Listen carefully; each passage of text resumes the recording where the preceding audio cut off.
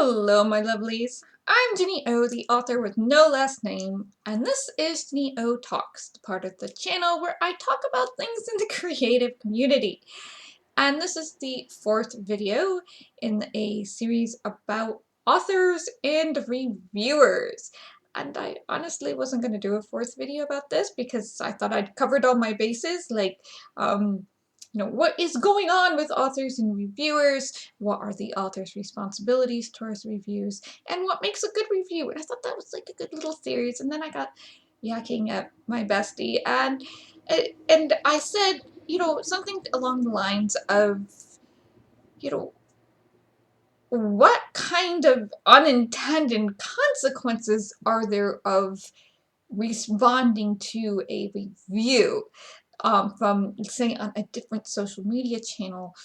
Like, if you get a review on Amazon, what are the unintended consequences of doing this? So, I started this channel to review indie science fiction and fantasy books. And as an author, I'm a peer reviewer. So as a peer reviewer, I review books using author terms. I know the jargon. So sometimes I fear my reviews come off a little editorial, but I do try to focus them on what I liked about this book or did not like about this book and why. Okay, those are the type of reviews I do. Now, because I have books out there in the wild. They can get reviews on Amazon or Goodreads, or you could actually go to my blog and comment on every single chapter of The Lone Prospect that I have posted on my blog. Or to, now you can't comment to the preview ones of the other books, but you can comment because those were blog posts versus pages. You could go to Royal Road and comment there on chapters of The Lone Prospect. So I do have books out there in the wild that have reviews to them, and they're not all positive, happy reviews.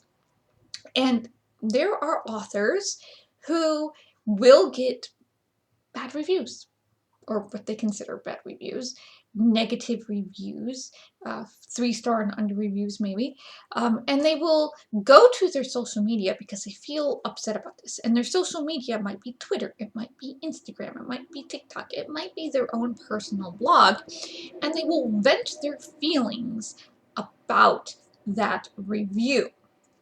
So what are the consequences of that action? What's positive and what's negative about it? Okay, first off, on the negative side, this makes them look exceedingly unprofessional. Alright, this is personally why I don't do it.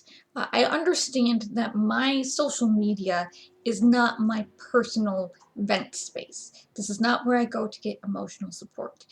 My social media is a marketing platform for myself and what I am inadvertently trying to sell you. Okay, books, editing services, positive thoughts, video games. So I try not to be too controversial at times, I guess, on things like my Twitter or my Tumblr or whatever. Or, my blog is a little bit more opinionated, newsy, chatty. And this place can be chatty too. But I understand that if I am putting it out there into the world, it needs to be something that I stand behind and that I could tell my grandmother. Granted, my grandmother's a somewhat feisty lady, so I can tell her a lot. But that's kind of my rule of thumb.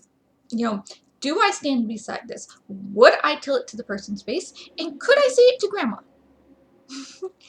And that's my personal rules for my Twitter, my Tumblr and stuff. So if I get a negative review, and I have gotten negative reviews from people who my work just wasn't for, they they do not come up on my Twitter or my Tumblr. Instead, I go and I talk to my support network about them and try to figure out, is it justified or did they miss the point? Sometimes, that's the case. And I have done what could be considered probably negative reviews that are 2.5 stars on this channel. And I have gotten the personal reaction from some of the authors that have gotten 2.5, 3 stars from me.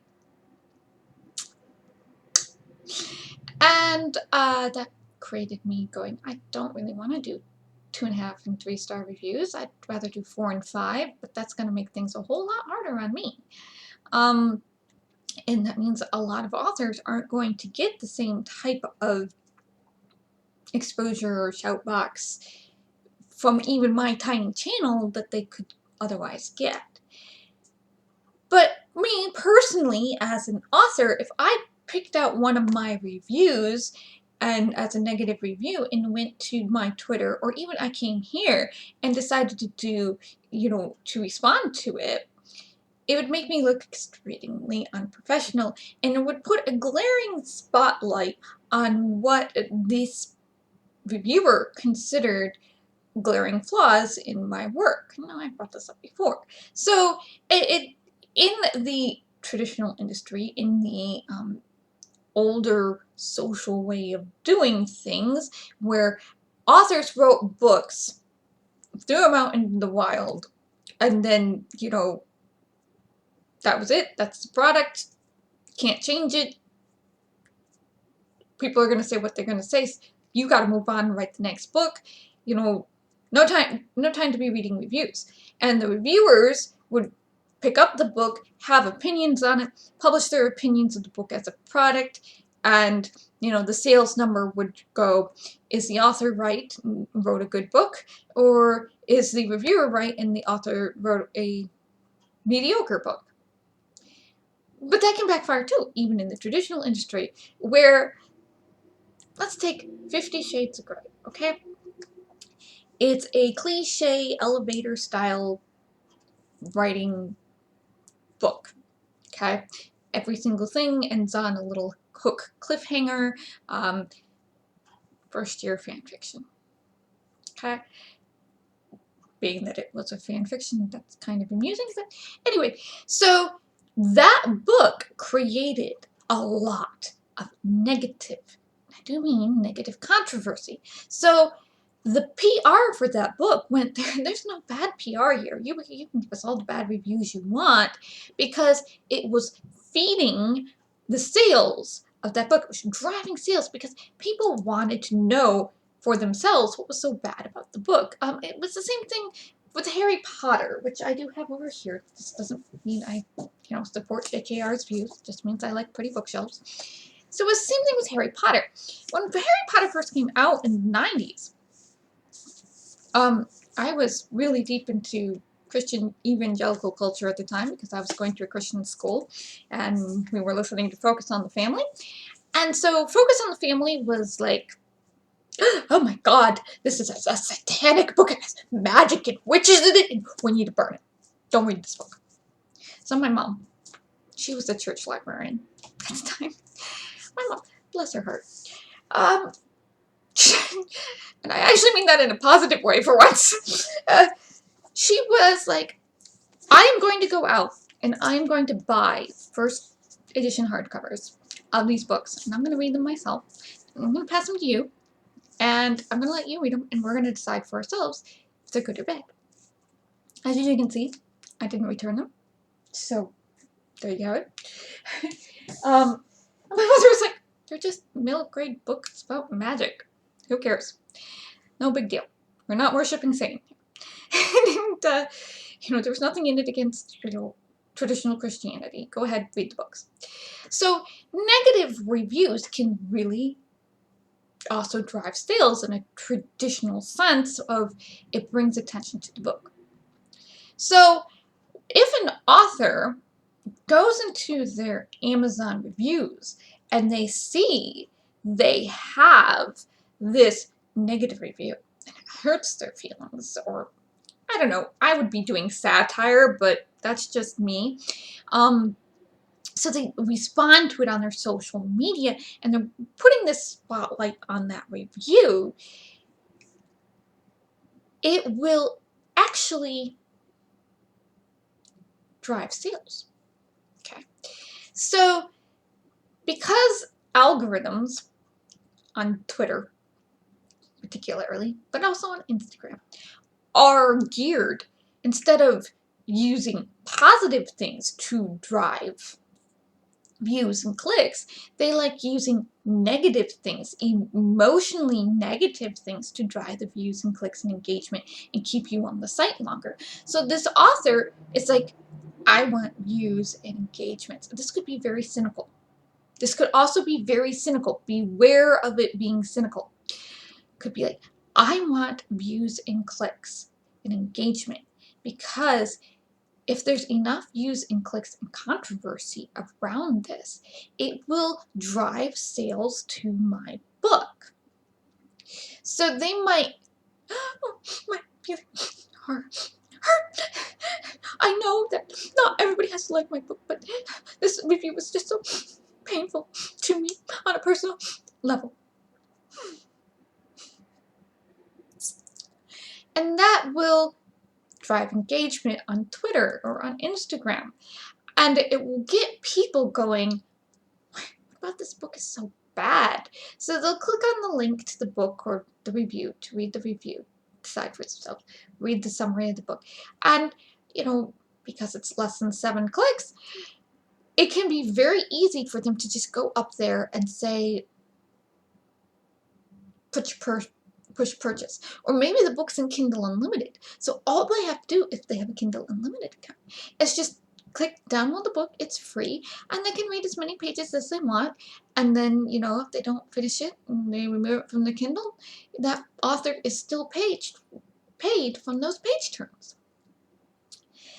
So it becomes this like negative PR stunt, all the PR stunts you could do. I mean, I've seen so many of these things. Like, come on, authors coming back from the dead. That is so classic fan fiction stuff. But we have real indie authors, real people doing this. It's like, what in the world is wrong with you? Okay. But you can use as a positive for you that you're going to use a negative review to drive sales. Now, what happened with 50 Shades of Grey? What was the negative result of that book using negative PR to drive sales? People returned it. People turned that book in droves. I mean, and that, when you're a traditional book author, is not good, because you need to pay out that advance. But if books are returned, they go back to the warehouse where they will have to be destroyed. And that comes out of you. You are liable for those returned books, not the publisher. The publisher doesn't eat those costs. You, as the author, eat those costs. So you are ending up paying for these books that are coming back and are being chewed up. Now, yes, she had enough sales that there wasn't, despite so many returns, she was probably still making a profit. But, it's still one of those things. Do you really, really want your books to be returned by the thousands to bookstores? Or would you just rather them end up in the secondhand used market? Because, at least then in the secondhand used market, you're not eating those sales. And so then we have the second negative thing that goes on or they might consider it a positive thing. It's like this juggling act. Like, you've created this kind of Streisand effect on this negative review, and you've created this thing on yourself that, if you hadn't mentioned it, nobody would have noticed, because nobody would have cared, and nobody would have noticed you, and nobody would have cared about you, and nobody would know your name. But now that you're acting unprofessionally, and you're crying about this review, maybe in a very cynical manner, on your social media, this draws the attention because of negative engagement of booktubers and book reviewers and other people in the writing community, and suddenly your name is on everybody's lips because of you doing something bad, negative. So your book and your name and your backlog is getting this massive amounts of attention, which will drive sales. Again, because now you have a huge audience of people across all these different booktubers and stuff, that people that normally would never hear about you, and they're like, oh my god, I have to go check this out because it's a train wreck. You just want. And so, so there's that positive effect again. You behaving badly gets your names on everybody's lips, instead of, your book being so great, everybody's raving about it, it, but then we have the negative effect again, because you're going to have people who are going to read your book, and they're not going to like your book because they're not the audience for your book, or your book is really, the person who wrote the bad review in the first place might have had a point. And so they're going to be like, they're going to come and they're going to give their opinions. And then you're going to have all these loyal readers, if you have any sort of following at all. I don't really have any sort of following at all, so this is not a good idea for me. But, if you have any sort of following at all, that means the people who are loyal to you are going to start negatively engaging with people who are, like, not so positive about your book. Like, they're going to go to these booktubers that they don't know. Why do they care what these booktubers think? And they're going to go to these book reviewers and they're going to be like, you're a bad person. You're a mean person for saying all these bad things about this book. And it's just like, it wasn't personal, dude. And then it's going to, and this will piss off the book reviewers and the booktubers. And they're going to talk about it. So your name gets further spread out. And they're like, and what could happen is you could be blacklisted by book reviewers, booktubers. They're not going to review your books anymore. This is a badly behaving author. We're not going to give them any more attention than we absolutely have to, or whatever. And it just creates this massive Streisand effect.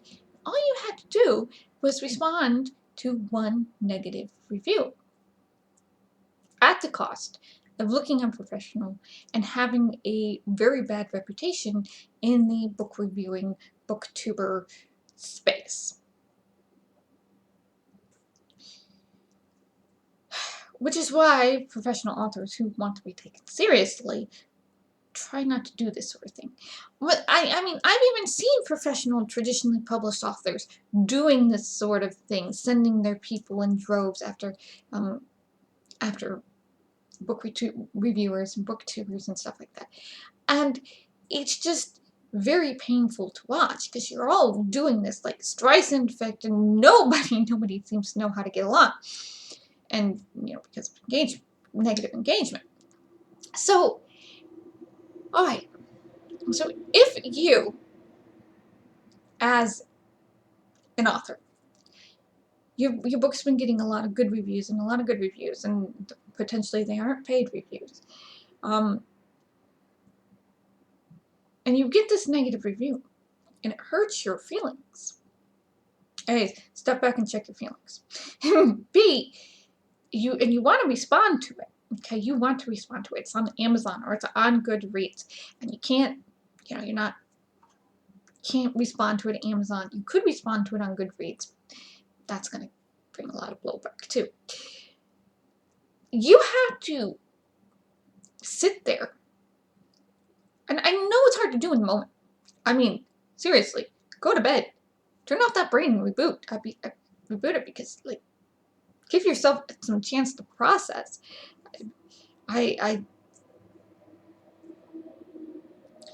And you gotta rate the pros and cons of, do I want this type of reputation around my books? Do I want my readers and my community to have the reputation that they're going to go and be attack dogs for me on the internet? Do I want to be, gray listed or blacklisted by booktubers and book reviewers and stuff like that? Like, can my career survive this despite the, short-term boost in book sales? Because if you're relying on this type of clicky bait negative engagement stuff, you're going to have to keep figuring out how to do clicky bait negative engagement type stuff to keep people coming back and reading your books again. And I'm talking with my hands and you can't see it. So, so you have to weigh that. You have to think about that. And I know I kind of like brought this up in some of the other videos, but I just wanted to spend a good 20 minutes or so focusing on it, because it's not something a lot of us are thinking about in that moment when we see that negative review and we're like, I want to respond to it on Twitter. There is that whole authors behaving badly. You might not even know about that side of the writing and book community at that point. You're just thinking, I got a bad review, and my baby, and my emotions, and this is my personal social media. It's not, but you can pretend, I guess. And I have the right to share my opinion that reviews like this should not exist. Yes, they should. Everybody needs to have a good constructive review every once in a while. It actually helps your sales. Yeah, that is the thing. Let me put that out there real quick. If you only have 5-star reviews, people are not going to believe your book is that good. In order for people to believe your book is actually a 4 or 5-star book, they need to see that you have 3 and 2-star reviews, that people are actually have been critical of your book, that oh, it's a good book, it's a good book, but it could be better type of thing. Because if they see all these 5-star reviews, they're just going to think they're all paid for, or you gave them a book for free and these people are really standing you or something. They're not going to believe the hype. Okay, so you need those 2 and 3-star reviews, even if they might hurt your feelings. Okay, so the Streisand effect is real, and it can help you, but it also will have a lot of negative repercussions, especially if you're responding to a review from one website to another website. So you like Amazon to Twitter, Goodreads to Twitter.